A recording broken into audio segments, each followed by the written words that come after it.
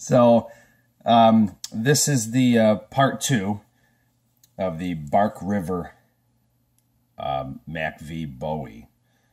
If you haven't checked out part 1, go ahead and check it out.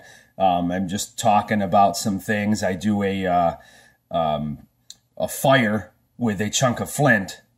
So I show that even though this is 3V here, that a chunk of flint and 3V will throw a spark.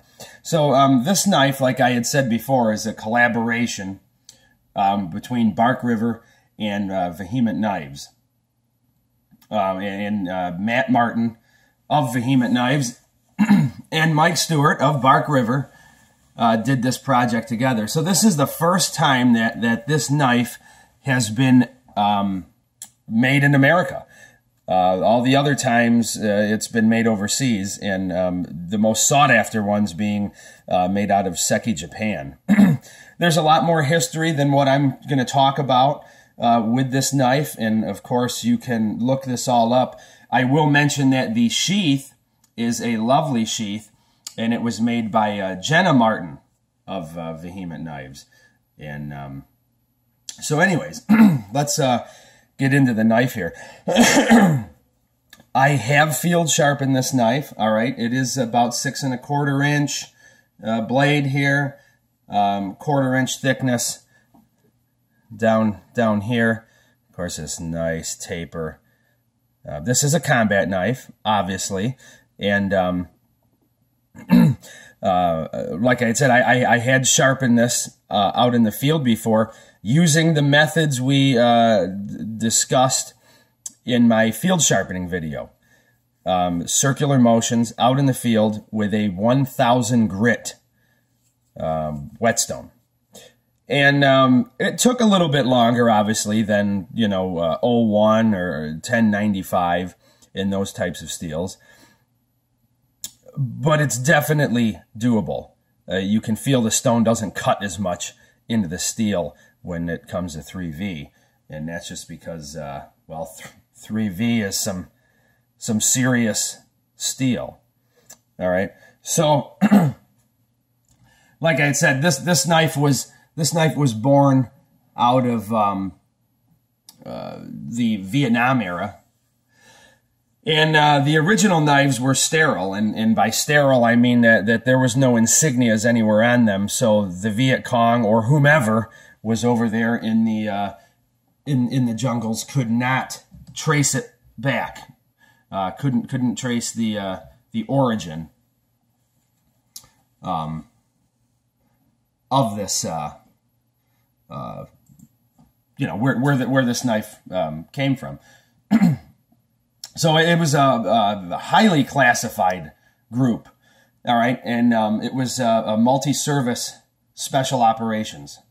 So these people did some covert stuff during the Vietnam War over there, and so this knife is born of that, like I was saying, and you can tell that this has some heavy roots in combat. That was obviously the main objective over there. And I'm not going to say that things that we would term as bushcraft didn't happen with this knife. I'm sure that they did. I'm sure these guys did do some general camp chores and things when applicable out there. There's no doubt in my mind that they probably did some stuff like that. Overall, this handles like a fighting knife. Now, it's a very good feeling. Okay, it is a little handle heavy, and that's because we've got these solid chunks of brass here on this knife, so it is a little handle heavy. I have not handled one that's in the micarta, and I would imagine it might even be a little more heavy in the handle than the micarta, but. This knife is nice and wicked sharp. The geometry is quite thick, I will say that. And it is definitely thicker than 3V needs to be, in my opinion. This may have been the thickness when they were using SK5 steel. But then again, the geometry would warrant that, right? Because that's the type of steel that you have. But I don't think that the type of steel that we have here warrants, this geometry. I would like to see it maybe a little bit thinner. I think it could maybe help with certain chores. But I have used this knife ever since I purchased it, which has had to have been over a year now. And I've used this quite readily, actually. It's been a great knife. It has really been a great knife. I've done, obviously, flint fires with it, flint and steel fires. You can see perhaps some of this marring along the spine. I have done ferrocerium fires. It is 90'd enough to be able to use your ferro rod with this. Oh, geez. Pot hanger notches, ridge poles. Of course, I've cut cordage, and I've done some food prep with it. Salads, you know, stuff for salads, broccoli, carrots, lettuce, and I've cut a bunch of meat up too in the kitchen. Chicken. I did turkey with this, so it functions quite well overall. This guard can, I would imagine, in certain grips for bushcraft, if you will, would probably be a little bit of a hindrance. It does have this choil here, and the choil's not bad. I have a smaller hand, and the choil fits me, but choils are sort of a different thing altogether, and I'm not going to get into that right now. But I do like them, but they create a problem and solve it. If you understand what I'm saying, the choil creates a problem and solves it. So, but usually you can't get a lot of strength grabbing a choil. But this, I will tell you, you actually can. I've choked up here to get a little bit better gripping for feather sticks and things like that. So you actually can.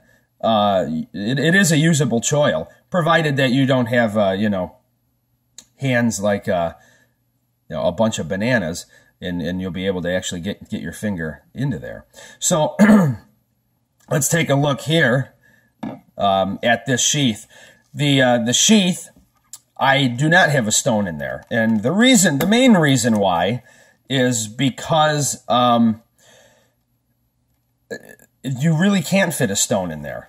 Okay, and when this is flipped back, if the knife is in here, you can't even get this out. And I keep a file in here, and the file's great because I can touch up an axe or hatchet, and I can also do you know, flint and steel fires, and it's very easy with a chunk of a file like this to do those types of fires. And then you don't have to beat the snot out of the back of your knife either. It's nice to know that your knife can do it. Right? It's nice to know that, and it's nice to be good with your knife. But at the same time, if I'm doing a lot of fires like that and I'm really honing on the skill in those things, sometimes it's nice to just have something that sort of excels at that. But this will not open enough to allow you to pull this piece out when the knife is in. And I'll give you an example of that. See, this knife fills this up here. So now this won't pull out. It's really hitting on this. I can with this. It just barely makes it out with the knife in. But a sharpening stone, forget it. You're not going to get a sharpening stone into this. All right, it's a little too slim in there to really fit much of anything with some size. But in any event, I actually enjoy having this. I'm not really going to sharpen 3V much out in the field. Okay, we all know the attributes to 3V, and that's one of them, that you really have to do a lot of work out there in the field to warrant field sharpening. As I've stated, I have done it. All right, I have done it, and it sharpens just fine. All right, there's no issues. That people, I hear, they worry about sharpening these certain steels out in the field, and I don't understand why. If you can sharpen 1095, it's the same thing. You're just sharpening 3V. Maybe the media has to change. Maybe you might want to use more of a ceramic to really cut into the steel like this. But it's all the same thing. Okay, so if you can sharpen one knife, you can sharpen the other. You just got to get used to the method of how you're going to do it.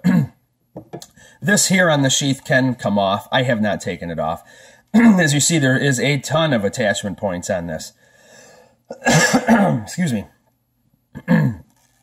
You have 3 different attachment points down here, and the closure on this is really nice.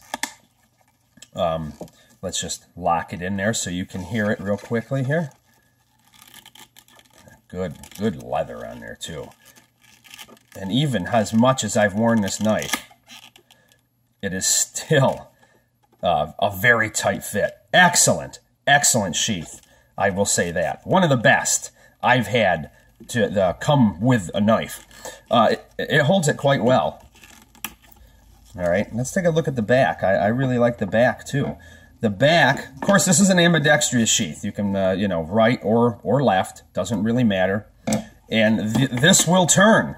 This will turn, so that's nice too. If you want to carry it offside and not have to worry about brush, offside being if you're right-handed, you're carrying it on your left, you don't have to worry about brush hitting this tab and breaking this open and possibly your you know, knife not having enough retention and falling out. You can turn this so it's not in the direction that you would normally walk. I have it set up for right-handed, so unless I'm walking backwards, I wouldn't cut that. And of course, this here can be quickly released. I don't do that, and I sort of wish it didn't have snaps there. I would just assume take my belt off when I need to take my knife off. But then again, I don't need to do any of this stuff quick. I'm not special forces. I don't believe they had it on their sheaths either back in the day. But anyways, I like to cover these little tabs up here with this so they don't snag on anything, and just gives me a little bit more of you know, peace of mind there when it comes to this. You will notice this knife does have a lanyard hole, which is pretty nice. I usually don't go with any lanyard just for fear of it snagging on something and getting pulled out of the sheath. The nice thing too about this sheath is it has nice retention like this. And so if you're actually doing some work, you maybe cut some cordage, you're you know, stringing up your tarp or whatever it is that you're doing, you don't have to snap the knife every time.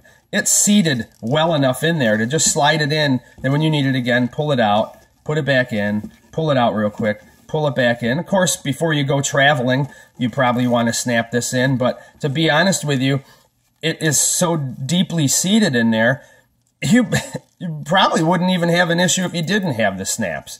All right, it's not really going to come out unless you're, you know, into doing some acrobatic things out there, doing some real showmanship type stuff. I don't know what you'd be doing, doing 3 cartwheels and then immediately into batoning a 6-inch round of knotty hickory. Then perhaps maybe this would come out. I wouldn't suggest anything more than 1 cartwheel without this being snapped. But anyways, enough of being goofy here. So this knife has done it all for me, really. Because of the handle-heavy nature of this knife, it gives you immense control of this tip.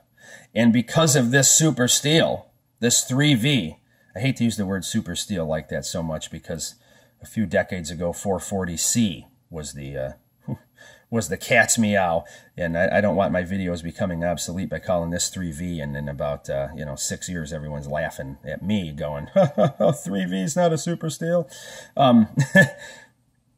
But because of this steel, this wonderful 3V, I've really bored some things out rapidly into some hard wood, and this tip has not wavered one bit. So it is needle-like. You could take a sliver out with this thing, and you can also really get it into some media and work the knife well. So thanks for tuning in to part 2. I hope you enjoyed. Bark River, MACV, Bowie. All right. And before I let you go,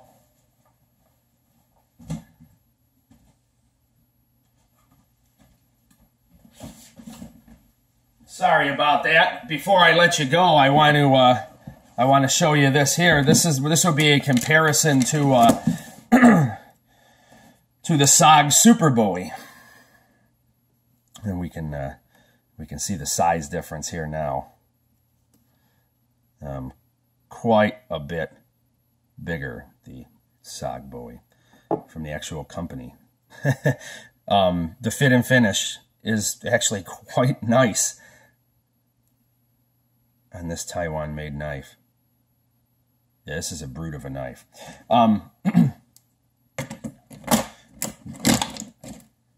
So look at these knives. They are great, and just because it does have a combat nature of it does not mean that it cannot be used in a bushcraft, woodcraft, camping, heavy belt knife type of application.